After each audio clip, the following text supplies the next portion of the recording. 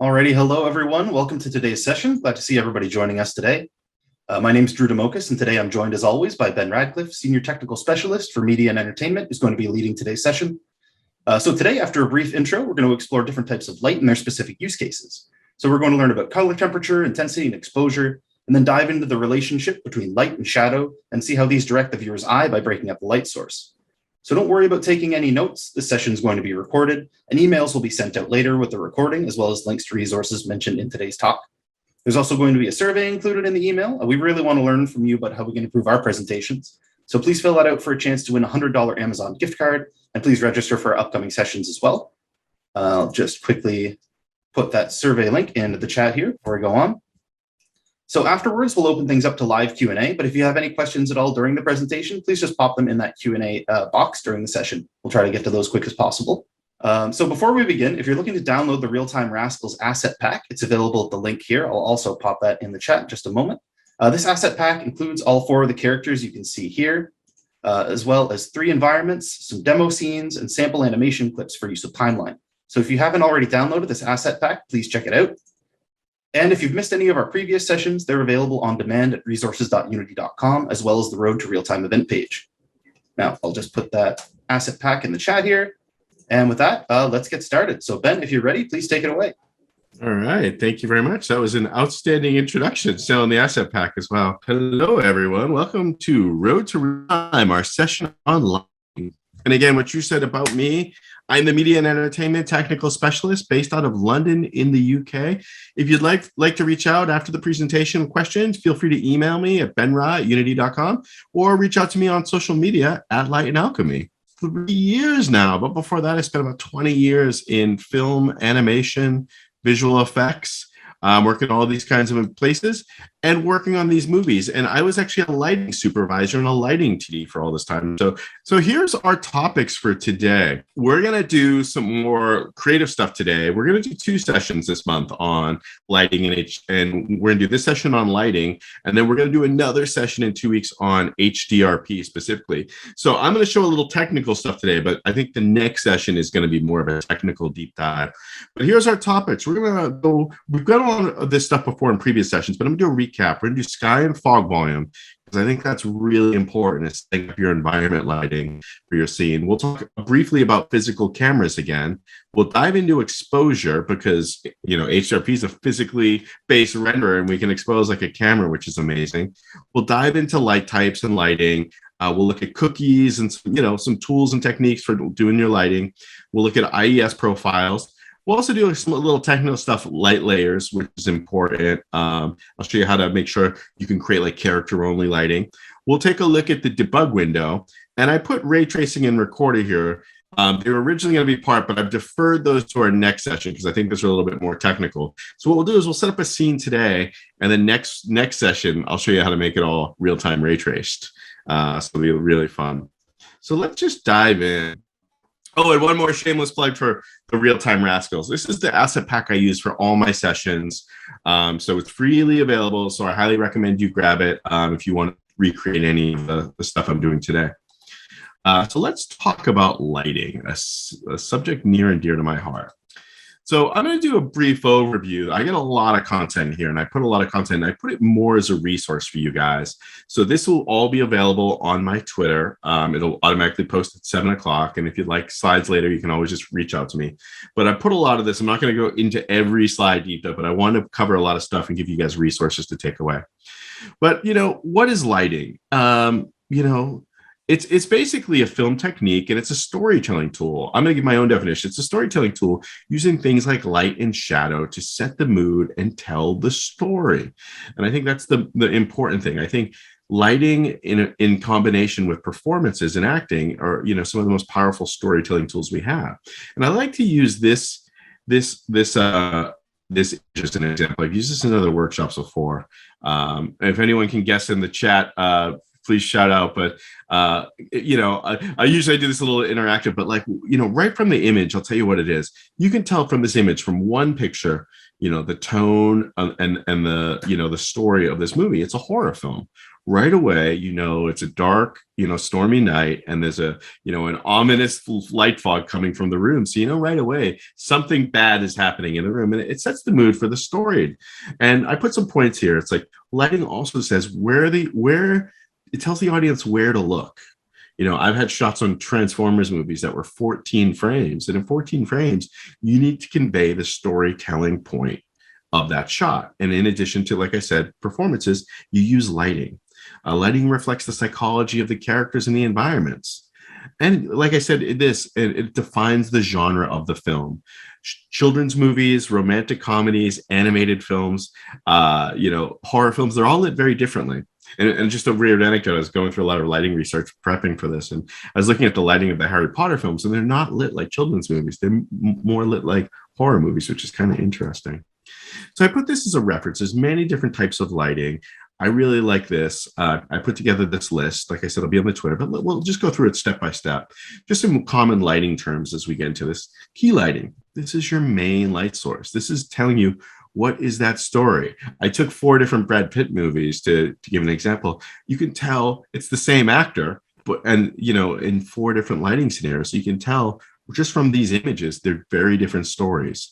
But key lighting is the primary source. Is it the sun? Is it the window? Is it, how is that story being told? Key lighting is the main thing. We'll talk about that today. Fill lighting, we have light and shadow, and fill light is to basically take away that harshness from that side. So you need to have, is it a soft fill? Is it an even fill? And again, I have some more examples here. Backlighting, I think this is important. We'll do an example of backlighting today, but the main key lights is 3-point lights. It's key, fill, rim. And you can see what backlighting's role is. It's to outline and frame the characters and separate them from that background.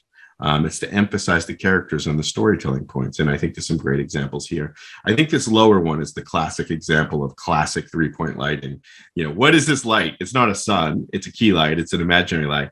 But you need something to, it's very monochromatic. So you need this little rim to separate him from the background. And that's where we'll get into technical stuff. Like layers are very important. Side lighting, this is just a storytelling tool. You guys can look at this. I don't use this a lot, but it's usually for framing characters. Practical lighting, like where is that light source coming from? Is it coming from an imaginary source? Is it coming from the sun? At the top one, you see Barry Lyndon, which all uses natural light sources. And the bottom one's Barry Lyndon, but I love this one in another Eyes Wide Shut, where they're using the globes on the table as our main storytelling light. Hard lighting, classic horror films. You have a chiseled frame, with a chiseled face. Film noir's hard lighting. I think a lot of Marvel films have hard lighting where it's, you could see the 3/4 Rembrandt lighting with the triangle on the cheek. Soft lighting. Usually it's done for films.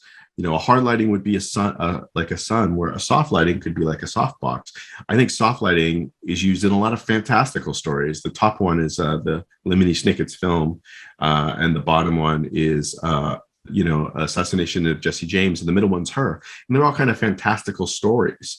And again, the lighting supports that storytelling. And then there's high key lighting, like very bright, magical lighting. Again, 500 Days of Summer, which is a romantic comedy, or films like the magical sequences of Lord of the Rings. It's high key. It's very bright. It's very magical. And then there's low key. This is Apocalypse Now and No Country for Old Men. I saw these shots and I was like, hey, this is the same shot. But low key is very contrasty lighting. So it's all about, and that's what we're going to talk about today, like exposure and that brightness and darkness contrast. And then there's natural lighting. I highly recommend Days of Heaven. And again, I found some more films. I believe it's Jarhead. So it's like Roger Deakins versus Days of Heaven. And then the one here is Barry Lyndon. And again, motivated light. What is motivating that source? You don't always need to have like a proper source like a sun. You can have like these fake motivated lights. And I put some clips from E.T. here, which again is one of my favorite films, where you can see like the outhouse here. It's a moonlit night, but the lights are coming from his flashlight, which is the brightest flashlight ever invented, and then the shed, which is the brightest light bulb in a shed you've ever seen. It's a more ET. It's like the red light in the gate. First of all, who has a red light on their gate, and who's ever seen a red light that big? And you can see it's clearly coming from a spotlight from the top of the screen. And just again, ET. There's like so many great, just made up magical storytelling lights. I think it's great. Bounce lighting is very important as well. We'll get into this a little bit next week too. I'll show you how to do some real-time ray traced interactive bounce lights. But I want to say, like, when in professional lighting, you always want to have, a bounce light. But even I'm talking about additive sources, like in Transformers movies, you always see reflected light coming from a source. And I took that photo from down low right here with the mirror board. That's actually what they did. They take broken glass, broken mirrors, put it in a big board and reflect it in the actor's light to simulate light pinging off a transformer, So it's like, Marky Mark is talking to Bumblebee and he's got some pingy lights on his face. And it's really just a guy off camera going like this with a board with mirrors. And I think it's important. You got to think about that when you create digital lighting. It's like, how do you create these sources? Cool. And that's just my little intro ode to lighting before we get into the editor and start doing some technical stuff. But I love this quote too from Roger Deakins. Life experience is also more important than technical knowledge. And I put this in here because, I'm going to show you a bunch of stuff today, but nothing's more important than trying. And I think this is where real time and engines come into play. Is, to do all this stuff we're going to do today in Arnold would take months and years of your life, or we're going to play with a lot of fun stuff real time today. So I highly recommend you get in there and play. All right, so let's start with some technical stuff. Let's start with the sky and fog volume. I've talked about this a few times, but I think this is a really important concept, and I want to make sure everyone gets this. And if you haven't come to my webinars in the past, we'll go over it. So typically in like a offline render, you would think of like an environment sphere or like a skylight, all these different lights. I do a lot of Maya and Katana and all that stuff as well. And everyone has their own kind of definition of this. We have what's called a sky and fog volume. I'm gonna talk about this. I'm gonna do a whole thing on post-processing, but the sky and fog volume is part of our post-processing stack. It's our volume framework. But what we do is you can create a default. We have a default sky and fog volume profile when you build a scene. I'll teach you how to build one of these from scratch as well. But it's composed of a few different components. You have a global volume, which is defining like what does it affect? Is it affecting an area? Is it affecting just in a room, just through the camera, or globally? There's a physical environment, and you define like what type of light you need. And you can pick this is the default one I gave you in the Real-Time Rascals, by the way. There's a default physically based sky, a fog, and an exposure. And let's go and break these down. So first of all, the one you're always going to want to create is a visual environment. In a visual environment, you can pick a gradient sky, an HDRI sky, or a physically based sky. The procedural sky is kind of like the old version of the physically based sky. And we'll demo this, don't worry. But that's going to tell you the visual environment, if you think it's picking your type of sky, what type of sky you're going to use. And they have different purposes. What is a physically based sky? And it's our fake sky. It's our computer generated sky where you have a ground color, a sun position. It's you have some depth and some mist and it's our creation of of procedural sky. And in the new version of Unity, there's going to be some fun stuff. It's in the beta now. You can check it out, but we have like volumetric clouds and stuff. Gradient sky is what it is. You're creating a gradient, a color gradient for your sky. This is great if you're creating like car configurators or product stuff or visualization stuff. I use this all the time when I just visualize or do turntables. I don't use it very much for like storytelling and animation, but you could do some cartoony sky stuff. I use a lot is HDRI skies. These are high dynamic range images, and it's image-based lighting where it's I'll show you one in Photoshop where it's multiple exposures of a 360 photo. You take multiple exposures, you stitch them together, and you can capture the actual light information of the scene. And this is what we use in visual effects and animation. Every time we shoot a movie, we shoot 360s every place we shoot. And you can get the lighting information. There's tons of libraries online for these, and they're great. And I'll show you a free library. Here's the Unity HDRI pack, which is our graphics team shot these to give away for free. I use these all the time for look dev. It gives you all the stuff you need, like a cloudy day, an overcast day, like a forest canopy, an interior, and so forth. And this is free. I highly recommend you grab this and play with it. And then another component of our sky is fog. And you can separate this, but I included this because What fog also gives us in real time, it gives us real-time linear fog, but more important, as you can see in the image I have on the slide, it gives you real-time volumetric fog. So as we call in the industry, God rays. So you can have those beams of light, which are really nice. We can get those real time, and I'll show you those today. And also, this is one I added, exposure. We're going to talk about exposure. HDRP is a physically based render, and it can expose like a camera. And I don't think a lot of people realize this. They just grab it and play with it. And it's on auto exposure. So it's set up like your cell phone. Like you never need to expose your iPhone camera. Unity's out of the box set up like that. You can see what is exposure. It's how much light is hitting the film or the sensor. And you do that through various means we'll talk about in a moment. But you can see you can overexpose an image, have it correctly exposed and underexposed, just like on your digital SLR. And I'll show you some techniques. You can have auto exposure, but you can also overcompensate and nudge it up or nudge it down, or we can actually use the physical camera tools and use the aperture, ISO, and film speed. So let's dive right into a scene from scratch. I've got a Unity scene open. This is my rooftop scene. Just so I've just opened it, but just so we know, there's nothing up my sleeve. I'll open this. This is right out of the Real-Time Rascals. So if you import the Real-Time Rascals, you get this folder here, and in scenes is this rooftop scene. And this is one of the little scenes I put together to play with. So we'll use this to demo some lighting today.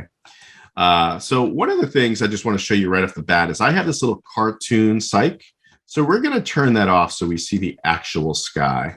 So you can see under rooftop, I have BG, and I'm going to turn that off. And that's just a little cartoon. All that is a card with a texture painted on it, just like in a real movie set. So we're going to go in here, and I'm going to turn this off. And I'll go over this with you real quick, and then I'll recreate this from scratch. But this is the one I put in scene for you. And like I said, it has a volume profile. It has a visual environment. I've picked an HDRI sky, and then it has an HDRI sky component with an HDRI, and I have exposure, and I put a shadow thing there, and I could turn fog on and off.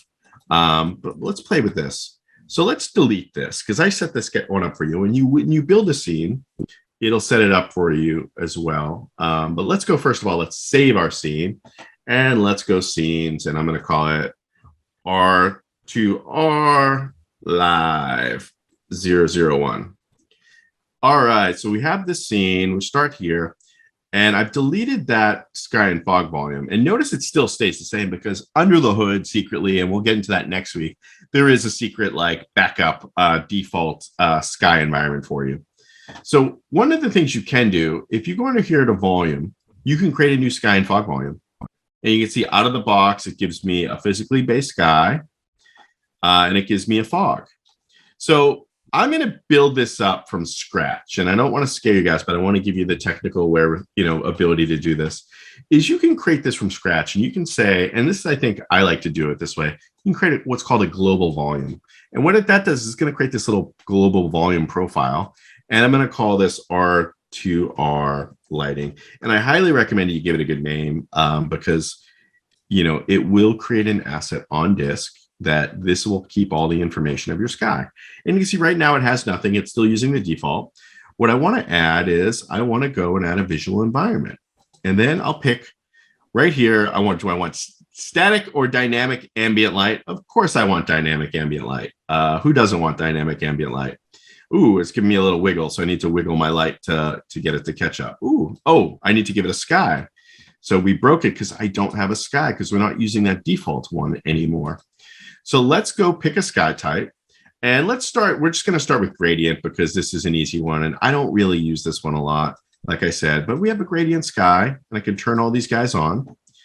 And this is one thing I want to say right from the get-go is exposure. Everything has an exposure thing, and if things come out black, check the exposure because I'm building this from scratch. I don't have the default exposure set up, but you can see I have a default sky, and you can see it's going from blue.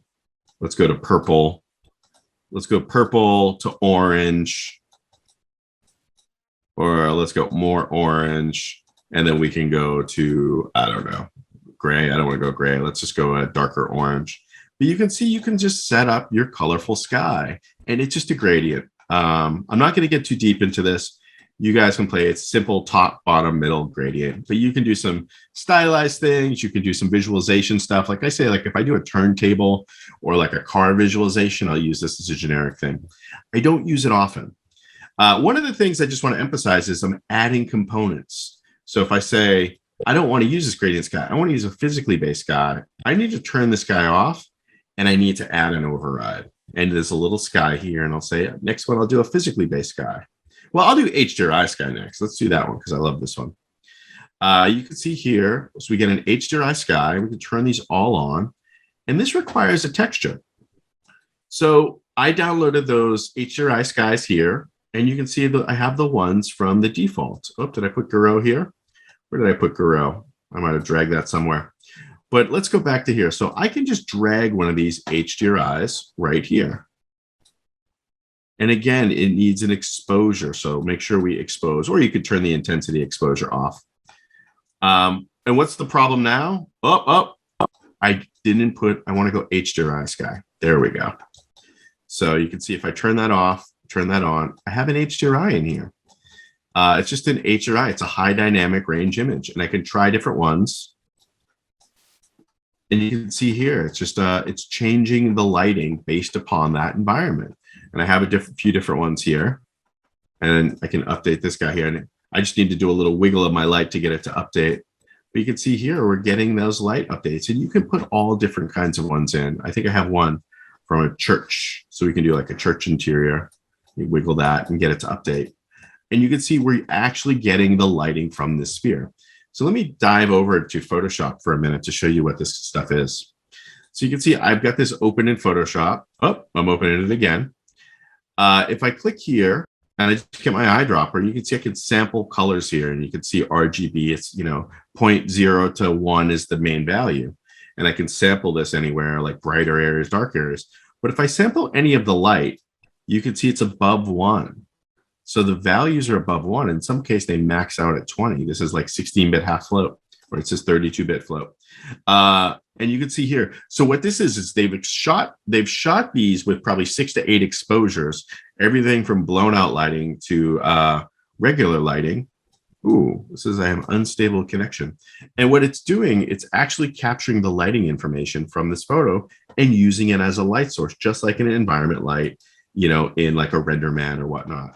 I really love this light source. I tend to do mostly, just because of my background in visual effects, I tend to do mostly HDRI lights. I love this one here. You can get some like cartoony ones I downloaded from the internet as well, as long as they have some information.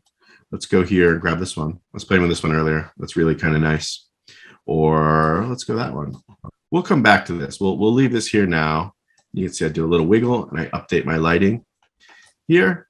And there we go. So we have dynamic HDRI lighting, and you could do different things as well. Like I said, you can expose this up and down, and you could use actual lighting values for exposure. There, I'm a little overexposed.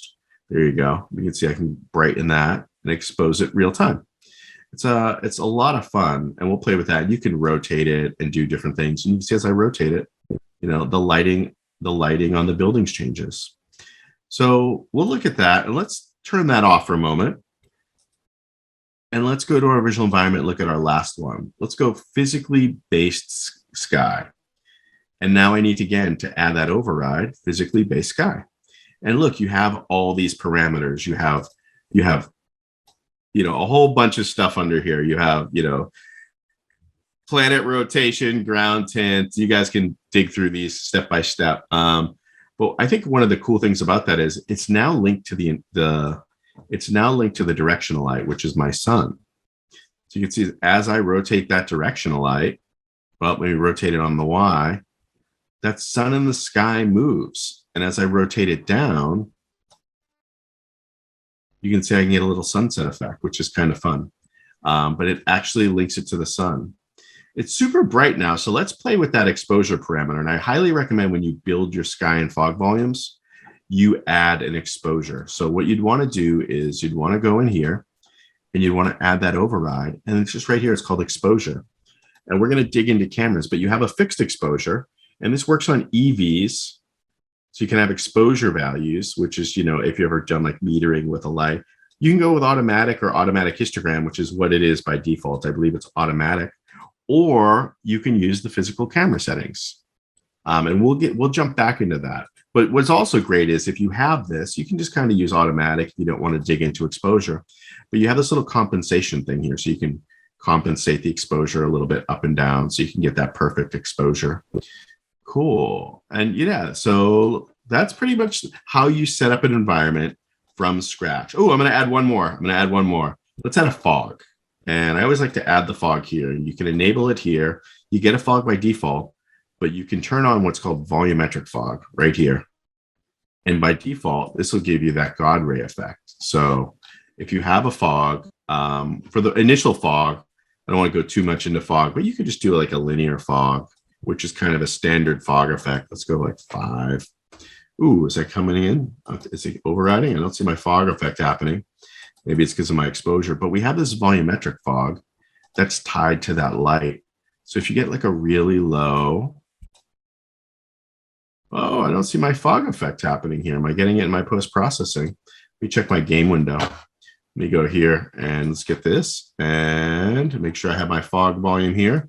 I'll turn my multiplier way up, but we can get like a night. There we go. You can see those shafts of light coming through those buildings right now. And this is where it gets really fun. If you've seen any of my other ones, you can really get some nice effects with these right out of the box. And again, this is where it comes into like light and shadow shapes. You can see those God rays moving across the buildings now. And this is what like I want to emphasize is you don't just light with light direction. It's all about the relationship of light and shadows. Like, for example, if I'm setting up a story and the character is going to walk out the door, I want to have the light right across the door at that perfect magical angle. Or, is it overhead? So you can play with all these tools. So let's go back to just as a wrap up. When you build this from scratch, I put this all in the resources. You need to have a visual environment is where you pick your sky. You can pick a physically based sky. You have to add your sky components manually. It doesn't automatically do it for you. But you need to add a visual component, an exposure, a fog, and a sky component. And that should give you everything you need to set up your lighting. This is looking pretty intense. And I want to emphasize too, we'll get to this back and forth. There's also a multiplier for this fog here. I'm going to go back to this. Let's go with something a little bit more stylized for now. I'm going to turn that off and I'm going to go back to my HDRI sky for now. And let's expose that up a little. Let's get that. Something a little cartoony. In fact, I'm going to go to my Unity asset pack. So I'm using something that you guys have access to. So I'm going to go with this Garou for now. And yeah, and that's feeling pretty good. So let's just rotate that sky. And then we'll get back to direction lines. But that's feeling cartoony for the style we want to go with. Any questions on this, Drew? Yeah, I just got some questions rolling in here. First one up in Q&A. Is HDRI lighting only for HDRP or does that work in URP? It's only for HDRP. It's because it requires a lot of cool stuff. I mean, there's ways to fake it on URP or the old method. I believe you could use HDRIs in the old method, but for what I'm doing with the exposure, everything I'm doing today is focused on HDRP. I would say you could do everything I'm doing. You could use HDRIs, but all this real-time exposure stuff, you can't do on the other pipelines. It requires a powerful modern graphics card. Cool. Any other questions? Yeah, just kind of a follow-up to that. Would HDRI, would that be too heavy for VR dev?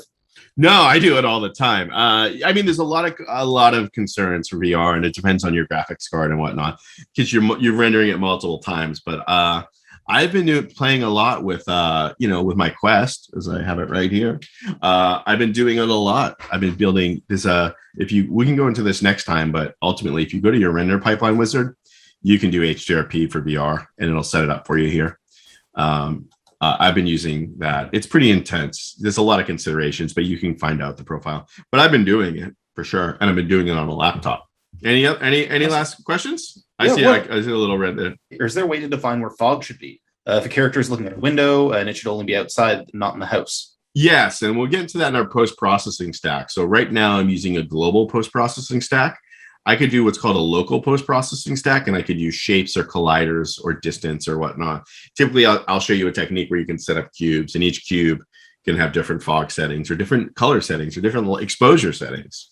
So we'll get into that in my post-processing workshop. But right now I'm just using a universal global for simplicity today. Cool. I see more questions popping up. Yeah, one more that pertains to, we got about 10 minutes ago in the presentation, but will these settings be available in a new blank scene for our own projects, or is this using resources to make the sky in real-time Rascals? Yeah, it's all, everything here is out of the box. So like I'm using this HDRI kit from online. I built you a sky that I liked just for real-time Rascals. I built you something stylized, but when you build a new scene, it'll build a sky and fog volume. So everything you have here is available just from the Unity asset store. There's nothing special in the real-time Rascals scene, sky and fog volume wise. I just set a default for you. Cool. I'm gonna jump back to my deck. So we'll do a brief recap. I did this a lot in my layout session, but just as a brief recap, Unity has physical cameras, so physically based render. I set this up for you, this Magic VCam. If you guys go to this bit.ly Magic VCam, I put together an interactive streaming kit where you can play with all the physically based camera controls in Unity, real-time streaming on the cloud. It's really fun. But, you know, I don't want to get too much into this, but, you know, your basic camera calls, focal length, like what size lens do you use? How is a character framed in camera? This camera bodies, what film back are you going to use? You know, which is, you know, that affects the relationship of certain things. But the main thing we have here is we can open the aperture of a lens.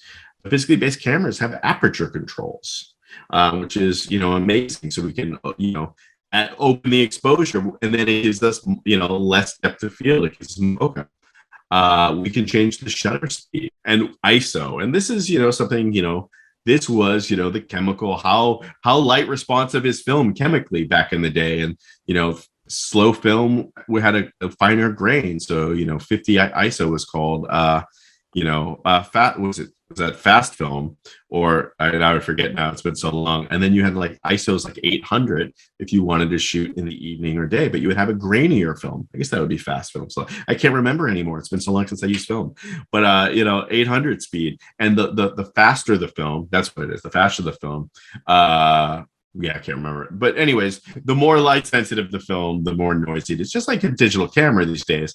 But, you know, my DSLR is, I don't know, ISO 250,000. Back in the day, if you hit 1600 or 3200, it was so grainy, it was pretty much unusable. But these relationships have what's called an exposure triangle. So you used to balance these in this pros and cons. Like if you have a slow film speed, you have more motion blur. So if you're shooting action photography, you want to have a very fast shutter speed, which causes you to open up your lens and causes you to add more ISO. And then you have bokeh. So what if you're shooting like a sporting event where you don't want any depth of field, and that the action is running very fast, then you would need a high ISO. So there's a relationship between these. And that's why I built this virtual camera, so you could explore these, or we could just dive in and I'll show you now. But I put some more stuff like the exposure triangle, and this is all standard photography stuff. And I put the lot for EV values. A lot of what we do is EV values, which is a standard photography thing too. And the exposure range. And a lot of this is built in, and I'll show you in the lighting. Like we have a built-in sun exposure range. And this is the exposure right here. Like you can see, like, you know, what they call the sunny 16 rule. Something's in broad sunlight, it's an EV value of 16. You know, nighttime's like a value of 0, and it, you know, cloudy's 9. Yeah, so we're going to do this just briefly because we have a lot to get into today, but I want to make sure you guys get a chance to understand and play with this stuff. So, you know, we have our typical sunny scene right here. Now, if I wanted to use the camera, and I'm going to change my name for here real quick. So I'm just going to say volume, just so we know this is where we're controlling it. And you can think of this too as like your render settings. You can name it whatever you want. I've been kind of experimenting because it's a different paradigm than, you know, offline renders. But so we have this. So we have our exposure tool. So let's change that to use physical camera real quick. And look at that. It changes very quickly.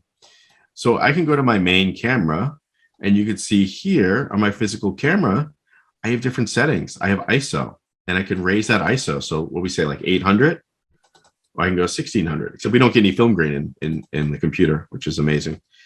And that's kind of crazy. Like I would use typically, if it was an exposed shot like this, I would have my HRI sky about 18. And you could use different values on this too. I'll cut ahead, but like, let's go here and back to our main camera. And we would want to open our aperture 16. So we'd want to open that aperture just like you have in your film camera. So we could say like an aperture, what's like a 5, I don't know, like a 5.8 is something pretty standard, right? And so you can see our shutter speed again is too slow.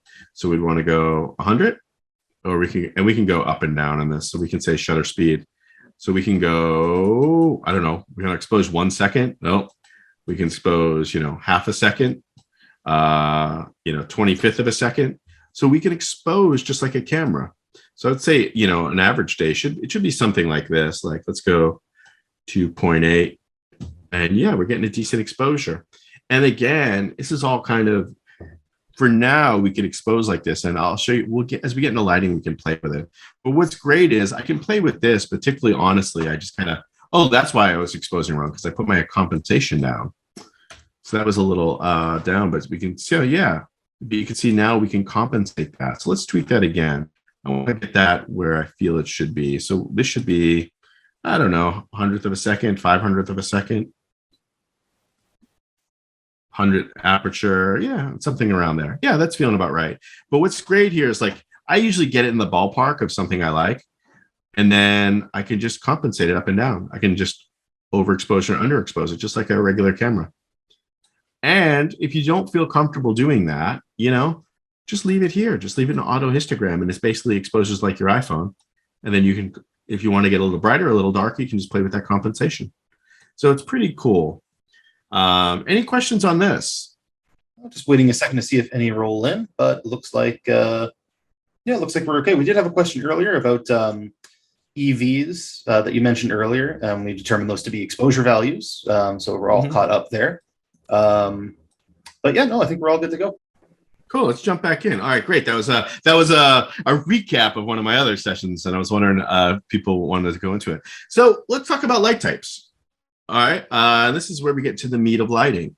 And again, I put a lot of this as a resource. I'm not going to read every word for you, but I'll give you, I'll break it down for you. So the main light source, if you're outside, is called a directional light.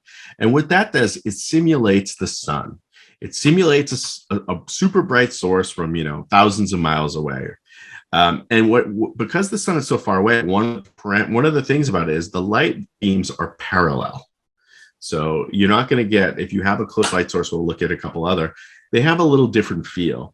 One of the other things of a directional light is it doesn't fall off. It doesn't get darker. So like a typical lighter, the further it away from the subject, the dimmer it gets, this intensity dimmer. A directional light is an infinite source in the sky. It's a sun, it's a moon. It should be used as such. Like I wouldn't recommend using it for interior lighting or character lighting, except perhaps through a window. But this is the sun. And we'll take a look at different parameters about it. Then the other main light source is a spotlight. And this is exactly what it is. It's a directional light source, and it has a range. It has a fall off. So the further away you get from the source, the darker the effect is. It has an angle. It has penumbra. It has some really cool effects. It has like inner cone, outer cone, some softness around the edge. And we'll take a look. We can put some textures in there. We can put some patterns, IES profiles or cookies. But it's a spotlight, just like you would have on a film set. Then we have a point light, which is omnidirectional source. And it's from a point. And what it is, it's a light bulb. And again, this has a thing with like a range and a radius and a fall off. And again, the further away you get from a point light, the darker it gets. This is where the magic happens. This is where it's cool. And this is something we use a lot in visual effects. And it's coming to real time. And this was used to be one of the most intensive light sources. It's one of the ones you never got to use. But on a film set or a photography set, you can see like I have up here, softbox. When we're talking about hard lighting versus soft lighting, a point light's a very hard source. A soft light can be a very hard source. A sun is obviously a very hard source. So a lot of times you can see here what they did is what's a softbox is where you put like a cloth or a fabric in front of a bright light source. and it would soften that source. And that's how they would light cars, so like these giant boxes. Well, we simulate these in computers, and they're just big rectangles, and they're amazing, and they give a really nice, beautiful light source. And that's what we use a lot in photography. And traditionally today, another like area light would be because of LED lighting. A lot of lights are LEDs now, so you don't need to put like a big light bulb behind a big white cloth. You can put arrays of LEDs with like a frame in front, and it breaks it up and gives it a really nice source. So we'll do some examples of this, but it's real time, and it has shadows, and it looks great. Let's talk about emission of light. The lights in Unity, like I said, it's physically based, so it uses real world units. Like you can use EV, you can use intensity, but you can also use things like lux. And lux would be like a spot meter in the sky, just like in a photography. Like if you pull out a light meter, that would be lux. Lumens is something they use for measuring light bulbs. So you can look up, like on Amazon.com, you can look up light bulbs and see how bright they are in lumens. And then you have things like candela, which is another type of measurement of light intensity. And that would be used for like headlights. So like our industrial team, when they do like car configurators or car visualizations, they'll make the headlights candelas. And I put here, you can find all this real world lighting info online. So if you go to any, film, cinematography, lighting supply house, or even go to Amazon.com, you can get I'd say that the main parameters you want to look for is, how bright it is in lumens, lux, EVs or whatnot. You can see here, it's in lux down here at the bottom. And you can see here, it's at 2 meters, it's 7650 lux. At 3 meters, it's this lux. And also the color temperature in Kelvin, which we'll take a look at in a moment. And you can go to Amazon.com, look up light bulbs, look at light sources, and it has all this information. Color temperature in Kelvin, that's the second source. And a lot of this stuff is built in. Traditionally, you would have to do it by the hue, and you would have to change the hue of the light. And when I was working, I remember in Shrek 2, I had to write down that sweet spot of RGB value. So I had a blue value I used for all my shots on the sky, and I had a warm light for the sun. But now you can just use an actual, temperature of Kelvin. And you can see here at different times of day, the light is different in different Kelvin, and it's all set up for you. You can use, like I said, you can multiply this times color, or you can just use it the old fashioned way. This is optional. But on-set lights, like here's a HMI light, a hydronium medium arc diode. It's the one with the little electric arc that creates a light source. And this is, what was commonly referred in film industry as a 5.6, because it's 5600 K Kelvin. And this was an old light source. Most things now are getting replaced by LEDs and whatnot, where you can change the light temperature. But back in the day, this was a clean, bright light source used for like a bright day, and it was called a 5.6.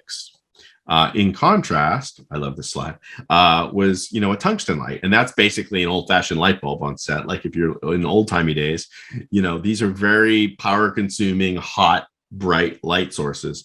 And these are commonly referred to as 3.2s, because it's 3200 Kelvin is the temperature. So if you're ever lighting, you think about like cool light, clean light is a 5.6 or HMI, or a warm old school light would be a 3.2, which is a tungsten light. And typically with these tungsten lights, you would have to put like filters to kind of neutralize. You put like blue gels to kind of neutralize the color. And like I said, we have intensity. And I put here like the different types of intensities. There's lumen, candela, lux, EVs. There's also nits, which is another type of light source, not to throw another one into the mix, but I put them here. If you're not comfortable with all this stuff, if you don't need it, don't worry. I do everything in EV. My background is everything we did in stops of exposure, make the light, at a stop brighter, make the light a half a stop brighter. So I like EVs because I think of mostly as exposure values, right? A lot of this is built in for you, so don't worry about it. I'll show you how it's all built into the lights. Another great thing is cuckolorises and cookies. Like how do we, computer generated lighting is very clean, it's very pure, it looks very CG, it looks very fake. So how do we make it look not fake? we use things like cucullorises. And cucullorises, as you can see in the frame here, is like that guy's holding a car. It's not a real tree. It's not a sun going through a tree. It's a big spotlight with a guy in front of it with a branch going like this. So you can simulate that in the computer. You could do it with shadows, but that would be very intensive. Or you can put like little black and white or color maps through the thing. And I have a little sample scene I put together. And the other great thing is, also in Cuckoo, like you can put like patterns of light. Like I have a whole bunch of HDRIs I downloaded, and you can see in the lower right hand here where I just made a bunch of area lights and I put patterns of light. And I did it just to add a little color, a little temperature, a little variation, so it wasn't so clean. And then down here on the left, you could use it for other purposes, such as like film projectors or stained glass. Cucullorises are really fun. And then IES profiles. And these are like cucullorises, they're like cookies, but what these are is under the hood, they kind of work the same way where it's light and dark patterns and blah, blah, blah. But these are made by manufacturers and they use a lot in architectural visualization. And what these do is it kind of has that throw pattern of, light being generated in the filament and the internal shadows and the glass and the base and that pattern that gets thrown. And you can download these from light manufacturers. Pixar has a great source on their website, Picture Render Man source. They have a bunch of free IES profiles, and our Asset Store have a bunch of free IES profiles. You can use these like as cookies, but what I like to do is, just as a technique, is I like to use cookies for things like, or creative things like bricks or window sills or something in front of the light. And then I also put an IES profile to break up and just add some variation to the light source to make it look like it's coming from a real world light source as opposed to being a perfectly clean computer light.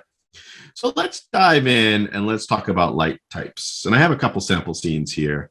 Let's go into this one. And first and foremost, I'm going to delete my directional light. And we're just going to create a light source from scratch. Well, let's start with the old ones now, because now we have a nice dim scene. So we'll just create some lights over here, and I'll start with the easy ones first. And we'll have some fun. Let's throw a character in here and have some fun as well. So let's go character prefabs, characters. Let's throw Apple the Panda. Apple the Panda is always fun. Let's throw Apple and we can play with some light sources. I'm seeing getting a lot of bounce out of Apple somehow from here. Yeah. I have to check something when I did. So let's go here and we have Apple, but let's just play with this wall for a moment. I want to start with the light sources I use less and less. Like I don't often use point lights unless it's like I'm building an environment or whatnot. We can build a point light. Oh, where's my point light? And right off the bat, we're in lumens. I'm going to put that to EV, and I'm going to put that up to like 25. I don't know. Where is this light? And you can see it's off in space. Do I have my gizmos off? Oh, I got my little thing. I did. I turned my gizmos off. So you can see I've got my light way over here. Let's move it in camera. And let's move it here. And you can see here right off the bat, we have a range. And let's take that EV value. This is the great thing about real-time lighting is I can just crank this thing way up. So we can just go like 55. Oh, and I didn't wait 12 hours to render to make sure that was broken. But you can see here, right here, this is just a point light. It's a very simple light source. I'm going to throw it here. If we wanted to build some architectural stuff and we want to maybe put some Acapulco lights down here, we could play with that. We can, play with the intensity and whatnot. I'm going to show you something really quick. I'm going to get a little off topic because I want to show you something which I've shown in other sessions as just as a lighting thing, as a recommendation thing. But let's go prefabs. Always make your lights prefabs. What prefabs does is it creates a parent-child relationship. So you can see that it creates that little box. So now I can duplicate this light. And all you do to create a prefab is to drag it from the hierarchy into the window, and it creates a little box. And like I said, it's just a little parent-child relationship. And it's a unity kind of concept. Most stuff can do parent-child relationships, but the cool thing about prefabs is, I want to show real quick is, we could play with the intensity. If you click on here, you have different ones like incandescent light. Now that's our, 3200. All these lights have these nice little presets: blue sky, shade, cloud, candlelight. That's feeling a bit orange, but you can tweak that. And if you don't want to use that, you can just use color, and you can just do like fancy, stylized lighting or whatnot. But I highly recommend if you're not going to do something stylized, you want to go with something real, just go with this. And I find these are a little too perfect. Like candlelight's a little intense. I would bring that down. But I'm playing with the color temperature. The other things I can play with is like the range. I have this little control here and I can get a little bit more tighter range. But I want to show that prefab concept real quick because, I built this whole scene. My art director says, hey, those lights are too warm. They're supposed to be cool. And what about these guys? You don't want to have to go edit these, but because I created that parent-child relationship, I can go here and I can go to override and say apply all. And you can see they all get that override together, which was really great. So apply all. So I highly recommend making prefabs out of your lights. And again, notice that I've turned my gizmos on because I'm in my scene view and I'm working real time. Again, that light's too bright. I can play with this. I could go online and I can find the lumen values or the lux values or whatnot. I can use real world values. I tend to use EV values, like I said, maybe something like that, maybe something like that. And then I can go overrides, apply all. I won't spend too much time on point lights. They're pretty simple lights and you guys get the concept. So I'm going to turn these off real quick. And then let's go to another type of light. Let's go and grab a spotlight. And again, this is a very simple light source. Oh, where is that creating way over here? And again, we need our gizmos to see that. And again, this is the great thing about this is I can go ahead. I'm going to make this EVs as well. And I can just make that super bright. And I can just kind of adjust that real time and find out where it is. I do use spotlights a lot. I used to use them in CG animation and I used them less in visual effects, but in real time, I just find them really easy to use. And you have an inner angle and an outer angle. And you can see that's what's called a penumbra, that difference here. And I have that cone. And again, I can adjust that here. Let's put this light on this character, maybe. Let's do something fun. We don't have a sun right now, so we're doing some weird stage lighting. And let's go here. We're here. Oh, did I play with my character? I might have been playing with my character, and I might have to show an advanced feature early because I was playing with the character and I might have broke something. Let's go here. I want to make sure it's that character getting that light. Let me maybe break this super bright. And this is the thing. We can just make, oh, there we go. Oh, no, look, so my panda is not getting my light. And that's because I was playing with the light linking. Let me go here. There we go. And I'll show you what I did earlier. I was playing with Apple. But we have the light here. Let's bring that light way up. We go here to Apple. Make sure the light layer and light layer default. There we go. I'll show you that in a bit. I was playing with her and I broke her. But so we have the light relationship here, and you can see it's just a spotlight. Let's make that a little bit more intense. And then we can warm that up. And we can put Apple here. And this is what's kind of cool is we can obviously, as a lighting TD, I always hate when, characters aren't on the ground. That's the bane of my existence. We have Apple, we have a spotlight. And again, we can adjust that penumbra and we can get like a nice soft lighting. We can get a hard lighting. And what I want to show here is, we have our range, how far does that light travel? How bright does it go? Typically, that's just an efficiency. But let's look at here, and I want to show you the cookies. And that one thing I want to emphasize too, which I didn't emphasize on the other, is when you create a light, typically the shadows are off. That's kind of our thing, and it's a real-time engine, and that's our thing. Unity's performance by default. They're not used to a bunch of film guys like me, and you can change that shadow resolution real quick. I have a great graphics card, so I tend to turn everything up to ultra. Again, so we can have that spotlight, and that's just a generic nice light. But what I want to show here is the cookies and the IES profiles, and this is where it gets really fun. Is I have the spotlight, and I have a little contact shadow thing here too. I'll put that on.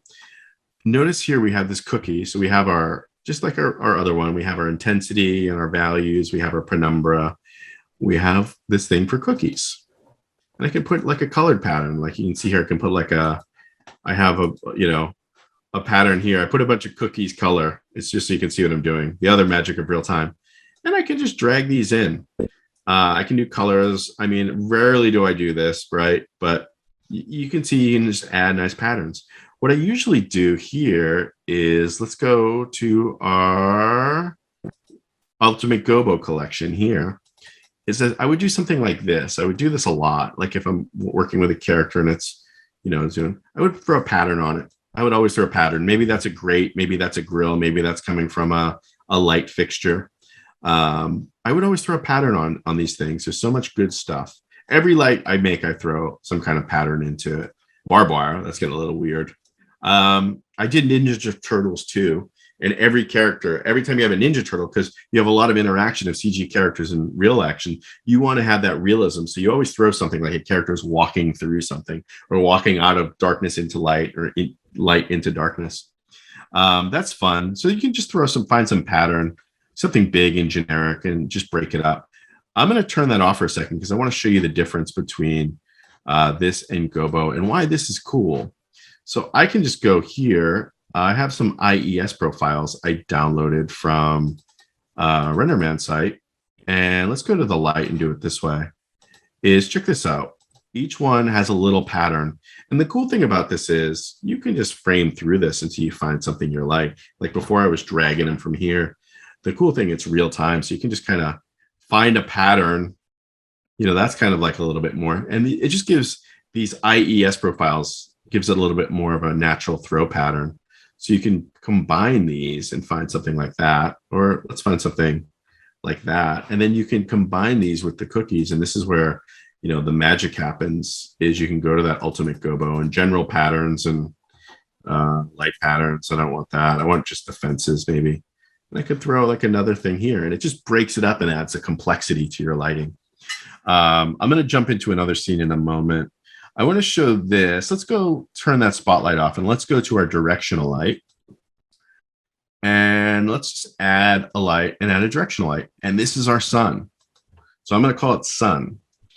And, we can go here and on these little icons here, it has the pattern. So we want a direct sunlight.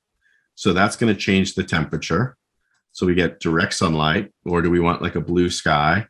We want direct sunlight. So you don't have to worry about knowing this Kelvin stuff. And then you can pick the intensity. Is it cloudy? Is it intensity? Is it a high sun?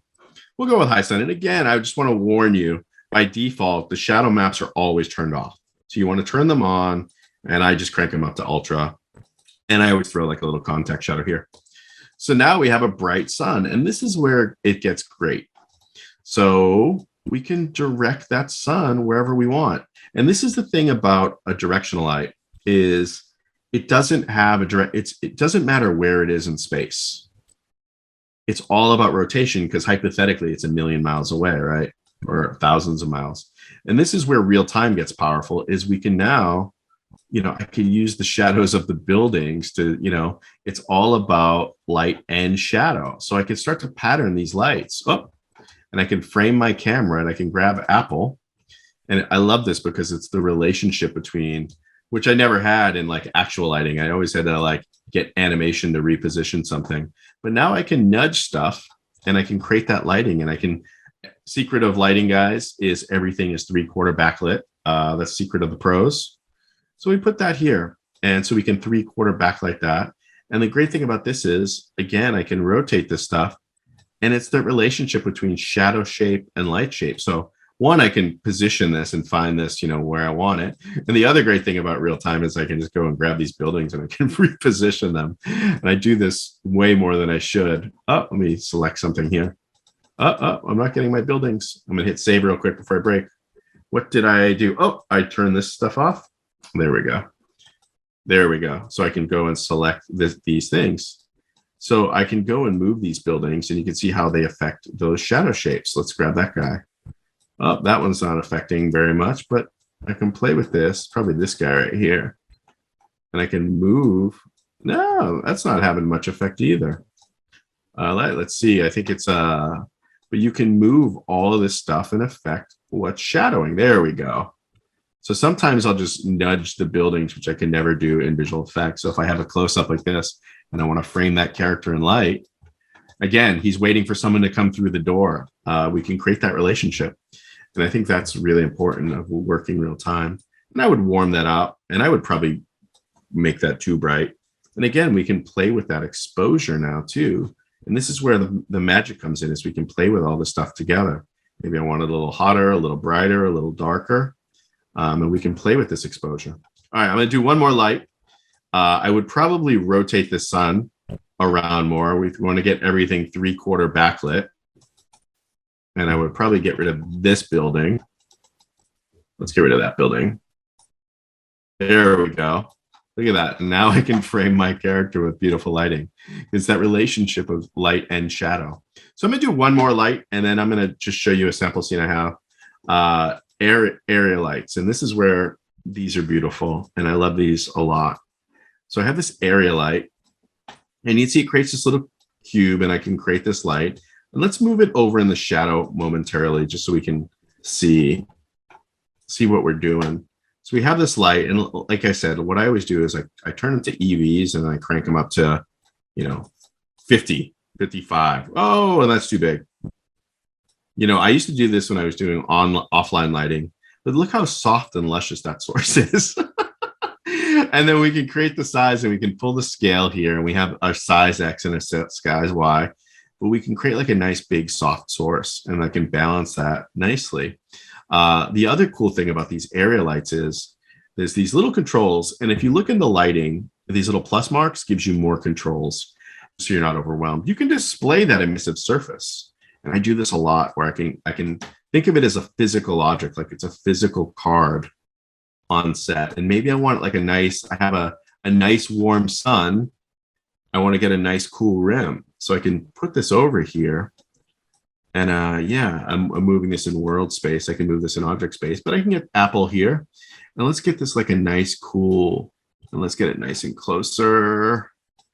And let's make it brighter. I'm going to make it way brighter. And then what I'm going to do, I'm just going to rotate it a little back. And again, this doesn't have shadow, so we want to make sure we have shadow. So on demand. And let's make sure that we're going back here. There we go. And we want to get that relationship. And I'm moving stuff. I can put it between global pivot and local pivot. So I'll just make that local. And so, yeah, I can get a nice card behind Apple to do like a nice rim effect. And let's move that back. There we go. And then when I get it to where I want it, I usually turn off that display emissive.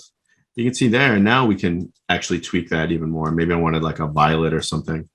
We can add like a nice, cool rim light. So we have our warm light here, and that's way too bright. But this is the amazing thing. Like, I can just keep playing with this. There we go.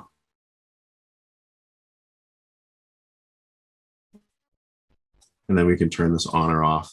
And I would typically use a spotlight or an area light for this. And I'd probably bring that way up. There we go. It's too cool, but you guys get the idea. And again, it's just creating that rim to break it from the surface. So say my shot's here, I'll say camera, game object, align with, and I can light to my camera, and I could see, well, that's way too bright. But you guys get the idea, is, playing with this stuff and giving that subtlety. Ooh, that's nice. Cool, I'm gonna hit save. I'm gonna jump over to a scene. So those are the main light types. We've looked at skies, we've looked at directional lights, we've looked at air lights, we've looked at point lights, we've looked at spotlights, we've looked at IES profiles. I'll do that real quick. Let me do one more thing I want to show you. I don't do this often. Sometimes I do this, but let's put that display emissive back on. I can put like patterns into the lights as well. And I just drag these like right into the cookies. And you can see it just gives a little break up, a little natural pattern. And I could bring that intensity up. You can have that showing, or you can just turn that display emissive off, which is kind of nice. I made this other scene just to show you like all the stuff I did. And I was playing with this before, where I put all types of different patterns, and I have like 100 lights real time in here. So it's pretty crazy. One little caveat, if you guys try this, you can bring in any pattern. Maybe we'll do that in a moment. You can see these are all the area lights, all real time. This is where the creativity happens. Let's go area light. You can play with all that stuff real time. It's really beautiful. You can paint your own patterns in Photoshop. You can just bring PNGs. I think I brought one in earlier. Let me go to my desktop real quick. I painted this. Where did I go? My desktop. Cookie 512. And this is just something I painted in Photoshop. But you can put this on any single light source here. I can say cookie 512. Just so you can paint them. By default, the max resolution is 512. So just be careful. If you want to change that, you'll want to go to your project settings, and I'll do this in my HDRP talk. But you go to your quality settings, and there's a little parameter for cookies. Where's it? Cookie.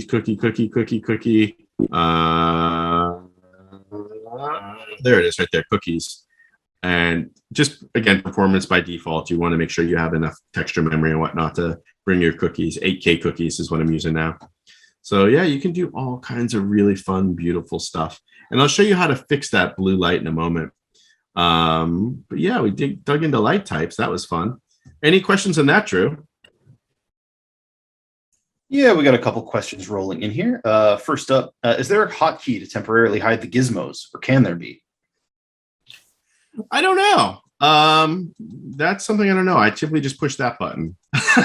There might be. You can set a hotkey for anything. I won't go into that now, but you can Google that. There's like a key thing in the preferences, a keyboard shortcut thing, which I never do. Shortcuts. Yeah, you can assign something. I'm not sure if you can do gizmos, but maybe gizmo. No, maybe all unique gizmo. No, I'll see if I can find that later on tonight, and then I'll throw it on Twitter or something. Cool. Awesome. Any other questions? Yeah. URP has the limitation of 8 spotlights. What limit does HDRP have? I don't know if it has a limit so much. If you go into those project settings, it has some default limits. I think it's just limited by your graphics card. So if you go into quality and you hear, I think there's some limits in here of like, we'll go into this next time of like, again, our philosophy is performance by default, and most people are intending to, put these on, hardware like HoloLens or Quest, right? So it says maximum directional on screen 16, maximum area on screen 64. But I just crank these up. Whenever I run out, I just crank them up, and I haven't gotten in trouble yet. As you can see in here, I don't even know how many lights I have in here. A lot, probably like 60. And it's all, I've got 2 sessions going real time, and I'm on a laptop. Cool. Next question. Alrighty. How do you balance between the exposure values of the light source and the exposure of the camera? I often find my lights being very dim despite using referenced values, and I notice you also overexpose the light so they're visible. Yeah, so that's a great question. So that's one of the things you're probably doing is you're probably in default exposure. If you're in automatic histogram, it's just going to keep exposing. So if you want to start playing with light intensities, I would say just to start off, use fixed. Find like and use that sunny 16 rule. So if you're doing a sunny day, do 16. And you can see my lights are all wonky now because I was exposing to so it's darker because I was exposing to automatic. So if you want to get precise, I was doing automatic because I don't want to scare you guys, but if you want to get precise, I would say either use fixed and find like what it should be. Like if you're going to expose for whatever time of day, and you can see a cloudy scene, a low sun, there's a little presets for you. So you can say it's going to be a sunlit scene. So that should be my exposure, 13. Or go by your physical camera, and then that relationship is a little bit more tight. So you can see now that my exposure, we take that to 0, and now you can see I think my sky is too bright, so I could bring my sky down a bit, right?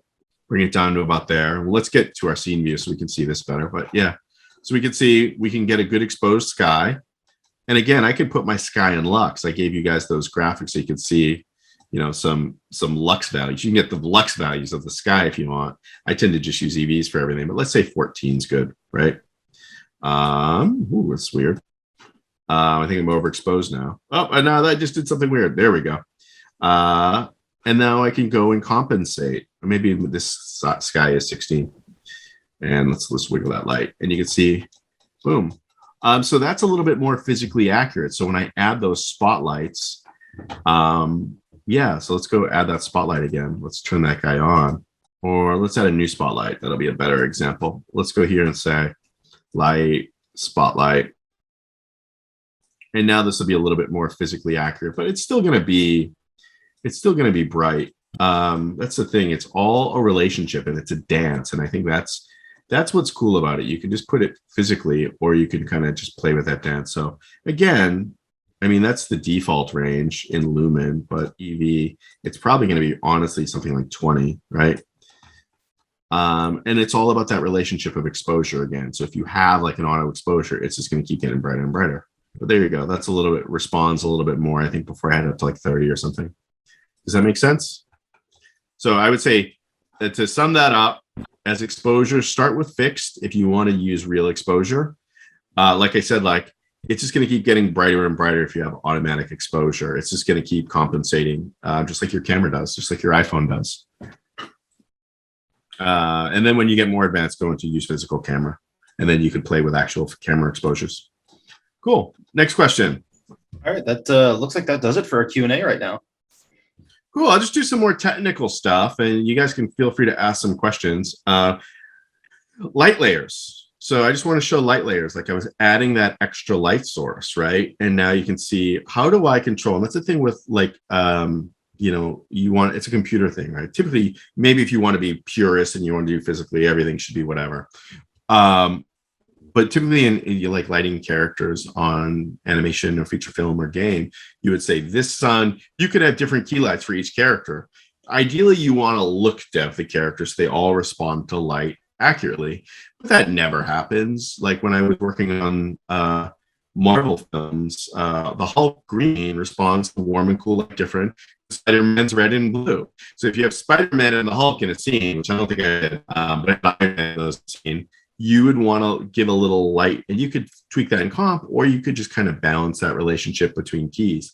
Like you never want the Hulk to get too cool, and you want all the colors to remain on brand. So what you can do is you can have lights to affect certain things. And what I do a lot is I have lights for characters and lights for environment. So where I'll have a unified sun, that little rim on the side, I don't want that rim to cast on the ground. So what I can do is use light layers, and I can mask those. I put here, make sure you have light layers turned on. I believe it's turned on by default. And I'll go over this in my HDRP talk, but you can give different light characters different names. There's some defaults. But let's just jump right into that, and I'll show you how I can fix that. So it's a little bit, it's you have to create these little light masks, right? And if you select the character, it's assigned at a geometry level. So you can see like this light rendering mask, and you can see these are all the default ones. You can have light layer default, and then you can put specifically him on like light layer 7. And if I was building this scene, like in the other scene I built, I have a character Zal, I have an Apple the panda, I have a Shanks the frog. So I can specify the difference between character lighting and environment lighting. But for now, for you guys, because it's just a generic project, you have all these defaults. So I'm just going to say characters are light layer 7. So what you can then do is like this area light is, I don't want it to light the ground. But right now you can see here where is it? If I go to this expand node, oh, where's the expand node? Is it this one? Here we go. It's on light layer default. I could have it light layer nothing. Or like I just showed, we could have light layer 7. Oh, is that not working now? I believe that's working. Am I breaking my demo again? So let's make sure that that's set up. So light layer 7. And so we can go here in light layer 7, and I can make sure that this character, oh, I just turned it off just now, light layer 7. So, and you want to select all the geometry, and it's piece by geometry. So which has taught me a lesson when I was building these rascals. So light layer 7. So now this blue light only affects light layer 7. I could have it affect everything. I could have it affect, nothing, or I could have it affect a specific layer. And like I said, I would build, instead of, you can go into the HDRP asset and you can name these custom, but I can say light layer 7. So for example, let's make this bright red just for dramatic effect. And let's turn these gizmos down. So now these lights are only affecting that. And you can see now, what's the problem with this is the character's not getting the sun because I was cheeky. And let's go here and turn these all back. So we want the light layer to be multiple light layers. So we have light layer everything and light layer 7. So you can create this relationship between masks and and you can say, I want this light to only affect these light masks. I want this character to only be on these light masks. So as a way of thinking about it is the character exists on the light masks and the light only affects those light masks. That got a little complicated. I'm sorry. Any questions on that, Drew? No, nothing so far. All right. All good. So just so you know, you can create that relationship and you can have lights just affect certain things. And you do that with light masks. And you do that on the geometry level, assigning that light mask under additional settings under the skin mesh render layer mask. You can pick what mask it goes on. In the HDRP asset, you can name it. And I'll show that in my next session. I'll go a little bit more technical on the HDRP asset. And then on the light source itself, you want to pick what light layer it's on. And this lighting is getting messy. So let's clean that up real quick. So let's bring that intensity down and we get just a nice subtle rim. There we go. Look at that. Beautiful. Let's go through our game window. Just something to break it up from the background. I'm getting a little too subtle for you guys. Let's go back to our things. One more thing. I'm just going to go over one more thing for today. And this is the debug window. And I just want to show you that all that stuff you do with AOVs and render passes and stuff, it's all real time and it's amazing. So we can look at all different stuff. We can look at stats. We can look at like the way you can optimize on a game engine down to like the CPU or GPU level is amazing. But for you guys, I just want to give you a quick little smattering of what's possible is if you go to here, window render pipeline, and you go render pipeline debug. Typically, like when I was debugging things, when I was lighting TD, I would render out just all the AOVs and I would look at the AOVs. Where there, it's all real time. Everything we want to look at, we can switch because it's doing it. You know, there is no rendering. It's doing it 60, 90 frames a second. So we can look at all the material passes. We can look at ambient occlusion. We can look at the metal, specular, alpha, albedo. Let's go none. We can then look at the lighting and we can look at different debug modes for lighting. Let's go here to our debug modes. We can look at the specular lighting. We can look at the diffuse lighting. We can look at the direct diffuse. We can look at the direct specular, and you can break these down. And if you want, we can render these out as passes if you're still working like in a traditional workflow. We can look at different, let's see, indirect occlusion. Some of the stuff is blown out. And I'm not utilizing some of it, but yeah, there's just so much stuff. We can look at the vertex density. Looks like the matrix. Woo! Look at that. So we can see how complex the vertices are. We can look at the quads. We can look at everything, motion vectors, color logs. Where's something else we can find that's good? Some of the scene camera stuff, main camera rendering. You can turn all of this stuff on and off, and it's pretty amazing. Somewhere in here too, you can find like lighting information. You can find like you can debug the screen space reflections. You can look at the screen space illumination, the contact shadows, anything you can think of, you can find in here. There's tons of documentation on it. I mostly use it just for the material stuff. Like I'll come in here and I'll just look at the albedo. I'll see it if I'll use this basically. There's another looked up tool, but I'll look at this to see what I have in my texture maps a lot of the time. Is the era, is it like, shadow acne or whatnot? But it's a lot. Everything you need is in here. Cool. Great. And let's go to our resources and let's just do some last minute finishing up. But that's our debug window. Some resources before we take final questions. Download our cinematic sample. We have a virtual camera now, an iPad camera. I got a session we're going to announce this week that I'm going to do a VCam session with the Rascals. We have a face cap session. I'm going to release these next week so you can do face capture with the Real-Time Rascals. I put all the instructions you need to get these apps and do it. Also, if you want to jump ahead, I'm going to do a whole session in HDRP next week. I put this video in the resources for you guys. This is available on my Twitter. This is a great video. Another one on ray tracing in Unity. It's a great video. I'm going to show ray tracing and HDRP stuff next week. I'll show you how to set up the ray tracing, some real-time bounce cards and next. We get this great sample project that our team made. And great. We get 2 sessions coming very soon, but our next session will be September 21st on HDRP for animated storytelling. And follow me on social media. Q&A. Let's do it. Alrighty, first question up here.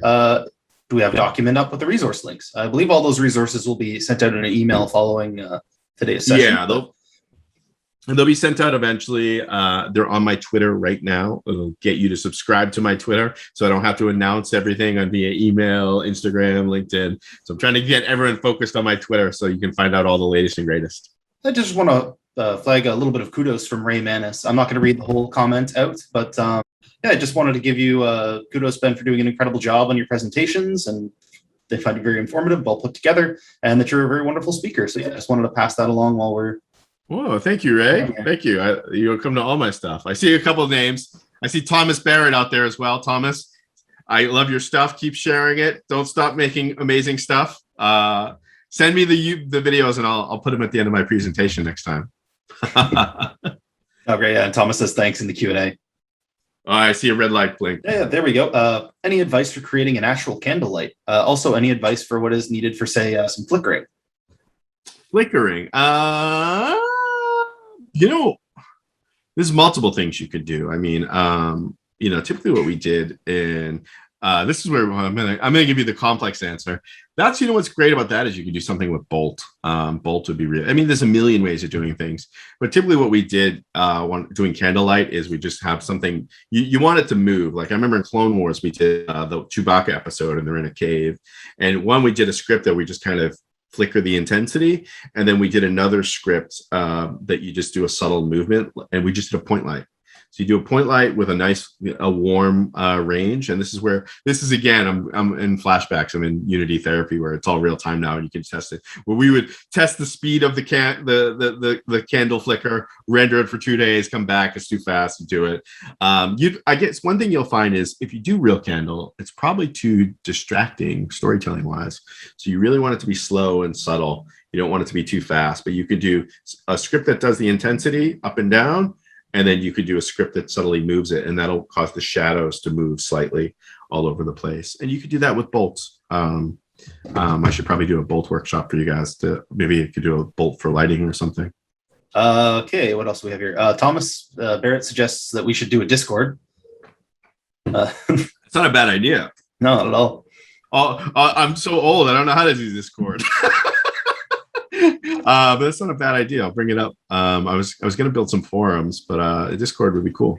I have to check the legalese, check with our legal department to see what kind of trouble I can get into or what legal exposure I have for Discord. All right, to that, Thomas says, "Man, I'm older than you." Younger at heart, though. All right, how did you get the God rays? So yeah, if you go to God rays, I'll bust that up since this. Oh, I see a bunch of questions popping up now. God rays is in. Let me jump back to my thing just to put a pin in it. Is God rays? I'll throw some God rays on here now. There's two components to God rays. One, it's in the fog. So this is a nice clean. Oh, I thought this came out actually kind of nice and clean. So we turn that fog component on, and notice it gives it like a linear fog right off the bat. Right, it just gives it that little sense of atmosphere. We can bring that way in, right? And that's just a 2D linear fog, right? That's a Z-depth fog, and which is pretty standard, right? Then we have this volumetric fog here. And sometimes you need to... I think you need to... I'm not seeing your screen, Ben. See, I'm silly. All right, let me go back to that. I'm going to steal your screen, Drew. Sorry. Yeah, no worries. So here's the thing. Under fog, under our sky and volume, we have this fog component, right? And you can see like here, this top part, enable, it's just a fog, and it has a height and whatnot. You can play with like height, and you can play with, it's just a Z-depth fog, like a standard Z-depth, a little subtle atmosphere, right? And you can turn it on and off. But then there's this volumetric component here, and that adds a little thickness to it. You want to balance that. That has a relationship with your directional light. And you can see here in the volumetrics, it has a multiplier. And I can put that multiplier on, and then you can see, ooh, that's deep. So you can see those God rays moving down now. I'm going to put my back in global, but you can see that these God rays move through the buildings. And again, this is the great thing about real time is I can move these buildings up. I can kind of create, let's grab that one right there. And we can just grab that and move that up. Maybe we can move it over. But you can see, now I get that nice beam of light from the sun. So it's a relationship between this fog component here, volumetric fog, and it's a relationship with this sun component here. So you can see we can move it up and down. There you can see like a nice definitive light here. Does that make sense? So it's a balance. Again, this is the great part about real time. It's a balance between, so you can do both. So those lighting samples you showed were out of this world. Can you share those? Which one? So I just made that up. But I can put that package of which lighting sample specifically, the scene file or all the ones with the cookies? The cookies. I mean, those are free cookies. So I downloaded those. Let me go to my browser real quick. And I'll remember to share this time. I'm gonna steal your screen again, Drew. Sorry. Yeah, go for it. Let's go to my browser. All those are let's hit escape is on Pixar RenderMan site. They gave this little IES profiles. So all I did was made 16 spotlights with these profiles. And you can just go Pixar RenderMan profiles. If you really want that scene, I can give it to you. Just ping me on Twitter, but I'll put it on Google Drive, but it's like 1.8 gigabytes or something. It's pretty big. It's nothing exciting about it. All it is this is the standard Real-Time Rascals studio, and I just made I made 3 rectangles, and I put all of these free gobos, which I got from that Pixar site, and these I think I downloaded, which legally aren't mine, so I can't give you those. If there's no issue around it, I'd love a package of all the light sources you created in that separate scene. It would also make a fantastic store package on the Unity page, or on Unity's page. That's a great thing. I've been thinking about that. Maybe I'll do that. So I'm going to do 2 things. If you guys can bear with me and wait, I could do that. So what I'm going to do is I'm going to do, you know what, I'll do that we're going to announce some workshops soon. And I have this sequences workshop. And what sequences is a new tool we have where we can create populations. We can create prefabs and prefab variants and assets. And what I was doing is I've got the new rascals with the new faces and the costumes. Maybe I'll build some light presets and put those in there for you. So I can put a daylight with some cookies and some free HDRIs. So let's think about that that would be for I believe it's September now. I think it's October. I'll be doing my first one. So I'll try and put that together and put in the asset store because I'm going to put together a Real-Time Rascal scene for that. It's a great suggestion. I'm going to do that. You've ruined my weekends, but that's okay. So yeah, it looks like that's it for Q&A. I'll sign off slowly here just in case anybody's still typing up any questions. But thanks so much, everyone, for joining us for today's talk. A big thanks goes out to Ben and all of our organizers. So keep an eye out in the next couple of days as you'll be receiving an email with all the resources and links from today's talk. There's also a survey coming your way, and we really want to learn from you about how we can improve our presentations. So I will post that survey link in the chat once more, just in case anybody missed it. There we go. So please fill that out for a chance to win a $100 Amazon gift card, and please register for our upcoming sessions as well. To stay caught up, you can also subscribe to us on YouTube. And with that, yeah, thanks again, everyone, for joining us. We'll sign off for now, and we'll see you next time. Cheers. See you guys in a couple of weeks.